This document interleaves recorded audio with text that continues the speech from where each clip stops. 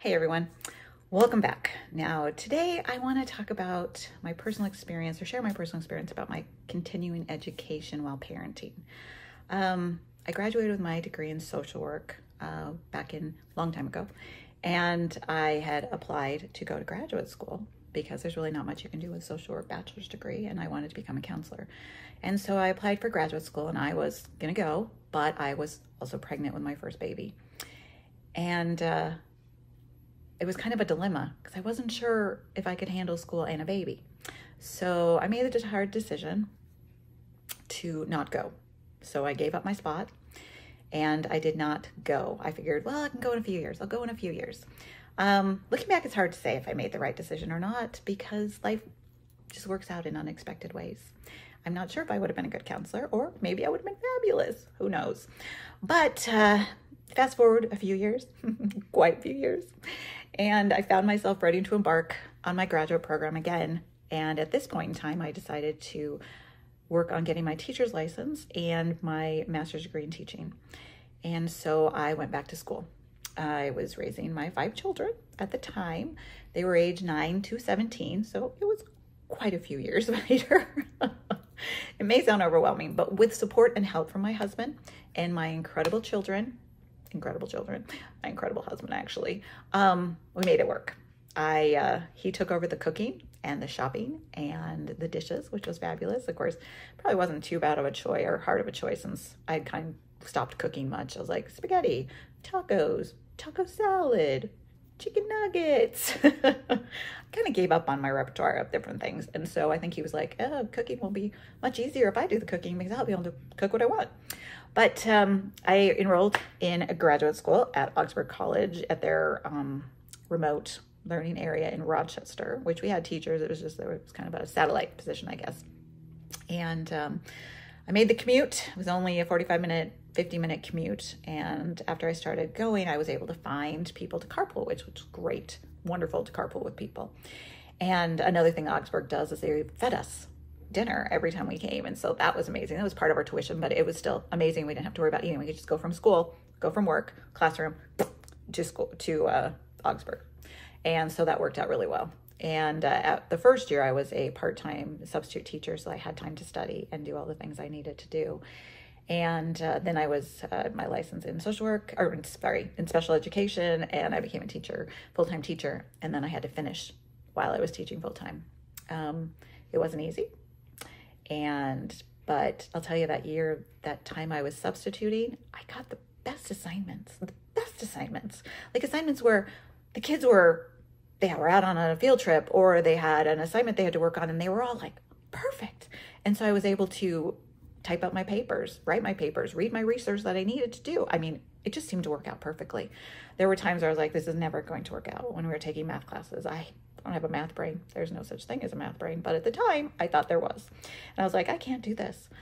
But I had no problems. It was amazing. I mean, the way it all worked out is just, looking back, I'm just like, I can't believe it.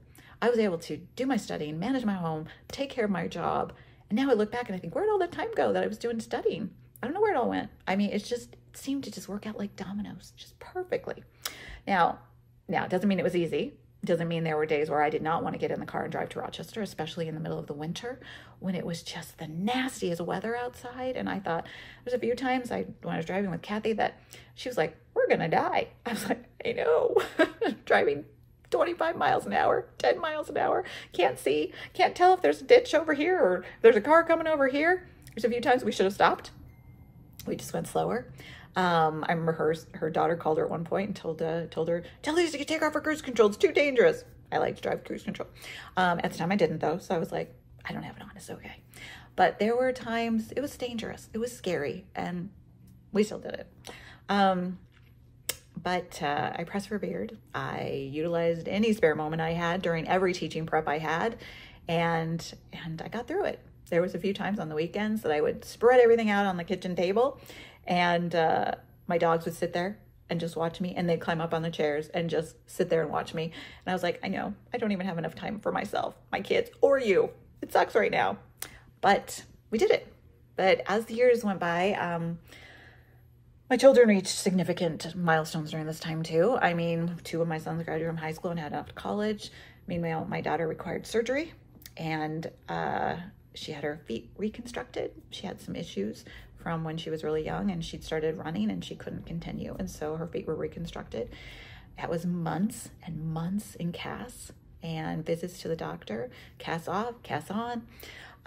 We had to take her to the local YMCA for showers because we didn't have a downstairs shower, or it wouldn't have been handicapped anyway. And so that was crazy. But my kids really stepped up and really helped. I mean, Zeke would carry her down the stairs and put her in her wheelchair in the morning, and then off he'd wheel her to school. And it may not have been perfect or even something I wanted to happen, but it ended up being really good. And they worked together, and they had their battles. Don't get me wrong. There was no love, love, love. No, there was a lot of but it worked. They worked together. But during this time, I also faced additional challenges with my youngest, with bullying. And I didn't necessarily realize it was going on at first. I mean, I was pretty busy, and I've had people say to me, you were probably too busy to see it. And that rips at my heart because I probably was, and I should have seen it, and I didn't. But my daughter came home one day and she just laid it right out on the world. She said, he's getting bullied. He's going to kill himself, Mom. We have to do something. And I was like, oh my gosh, yes, we do have to do something. And so we got him in some therapy, well, a lot of therapy, and moved him schools because that was the biggest problem. He was getting bullied at the school and on the bus, moved him to where he didn't have to take the bus anymore. It was expensive. It was a private school, but he's alive, so it made no difference whatsoever. It was the best thing to do. It was a Catholic school, which we're not Catholic. So that was an interesting situation where he had to go to Mass. He'd never been to Mass. But I think it was good for him. And I took him everywhere. I learned how to rock climb. I learned how to paintball, learned how to play tennis, learned to be out hiking, playing, canoeing, anything to keep him going, anything to give him something to look forward to. That's what therapist says is really important. He's got something to look forward to. So we look forward to things. Now, about a year after this, I walked out my door and I had been having Botox treatments in my neck for my dystonia. And about a week after they start, everything kind of goes to sleep and you get kind of dizzy for, when you stand up for a couple days till everything settles down. So I stepped out of my house to go for a walk, and I slipped right down the 3 stairs to the turn out the gate. And my husband came out. We were going together. It was a weekend. And he's like, oh my gosh, are you okay? And my arm was behind me. And I swear I had heard something rip. And I mean, I don't know. It could have been my clothes. But I was like, oh my gosh. He's like, are you okay? And I'm like, I think I might have broken my collarbone. Or I'm not sure, maybe my butt. He finally got me up. I said, I want to go to the emergency room. He's like, we got to call the doctor. So I called the doctor, and I did get in, and they did some x-rays, and I hadn't broken anything. So that was good. I was still working on my master's degree. And they went through all this physical therapy and things that, because they have a list of things you have to do before we even think about surgery or ultrasounds or MRIs or whatever. And so I went through all this really painful physical therapy. Finally, the physical therapist said, I'm out. This is obviously well beyond what I can do. I think you have a torn rotator cuff. So they got me in for an MRI. And yes, I had a torn rotator cuff. So we got in for surgery. I was going to graduate with my master's degree right at the beginning of May. We got into surgery in March. And the surgeon, I had a lot of other problems in the shoulder on top of the torn rotator cuff, I guess. I didn't know. And so they cleaned all that out, and my recovery was a bit different. But it was crazy because I had to get back to school to work. I had to finish my master's thesis thing, your whatever at the end. And there was just so much to do. Luckily, I got it all done. I went and gave my master's presentation on my capstone. And I took off my sling because I only had to wear it once in a while anyway. And someone's like, just leave it on. They'll make you way, they'll look at you and be like, oh yeah, she's doing great. I said, no, it's bad enough with the dystonia. So I explained the dystonia that, by the way, I have a movement disorder and I'm not disagreeing with everything I'm saying. And so I got through that, graduated. And my graduation night was the same night as prom, and it was up in the cities in Augsburg anyway. And so I skipped it and went to prom and did a supervision there where I could see my kids. So that was really fun. But then the day after graduation, Zeke graduated. I guess he graduated on a Friday. On Tuesday, my daughter and I left for Europe for a 12-week trip on a very strict budget. And we left and we saw 12 countries in 10 weeks. And then I came back, went right back to work. So it was a great trip. I got to spend 10 weeks with my daughter, which I will probably never get to do one-on-one again. And we learned a lot about each other, not all good. It was at one point I was like, stop talking to me because I'm about to walk away from you forever. And I'm sure she felt the same way.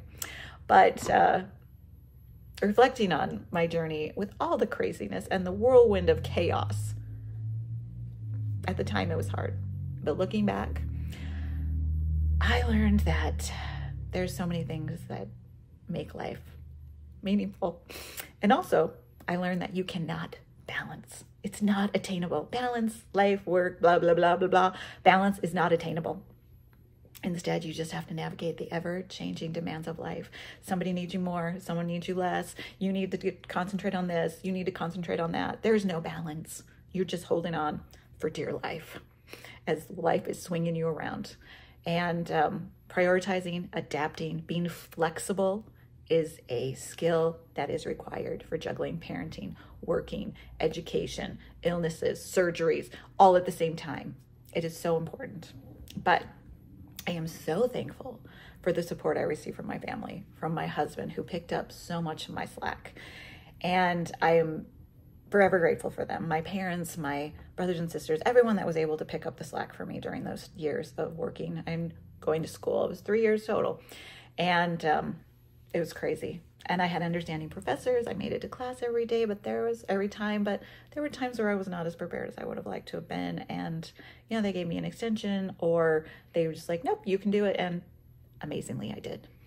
But I found a resilience in myself that I hadn't seen, that I now know I can do anything.